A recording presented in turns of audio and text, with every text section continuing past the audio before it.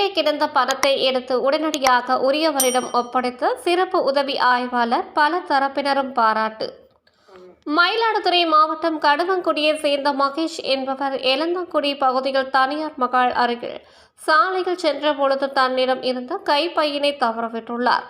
அதில் சுமார் 15,000 பணம் ரொக்கம் இருந்துள்ளது. கைப்பை தவறியது தெரியாமல் சென்றுள்ளார். இந்நிலையில் அந்த வழியாக சென்ற தரங்கம்பாடி தாலுகா பெரம்பூர் காவல் நிலையத்தில் சிறப்பு உதவி ஆய்வாளராக பணியாற்றும் கண்ணன் என்பவர் கண்டெடுத்துள்ளார். பையை பார்க்கும் பொழுது அதில் 15,000 ரொக்க பணம் இருந்துள்ளது. மேலும் சில ஆவணங்கள் இருந்துள்ளது. ஆவணத்தில் உள்ள முகவரியை கண்டறிந்து உடனடியாக தகவல் தெரிவித்து மகேஷை பெரம்பூர் காவல் நிலையத்திற்கு அழைத்து காவல் நிலையத்தில் வைத்து அவரிடம் அவர் தவறவிட்ட 15,000 ரொக்க பணம் மற்றும் ஆவணங்களை வழங்கி உள்ளார். தவறவிட்ட பணம் ஆவணம் கிடைக்குமோ கிடைக்காதோ என்ற வேதனையில் இருந்தவருக்கு காவல் நிலையத்தில் இருந்து அழைப்பு வந்து காணாமல் போன கைப்பை ரொக்கம் ஆவணம் திரும்ப வழங்கப்பட்டது. அவருக்கு ஆனந்த மகிழ்ச்சி ஏற்பட்டது. இந்த காலத்தில் எத்தனையோ காவலர்கள் பல்வேறு வழிகளில் லஞ்சம் பெறும் நிலையில் இப்படியும் ஒரு நேர்மையான காவல் அதிகாரி என ஆச்சரியத்துடன் சென்றுள்ளார்.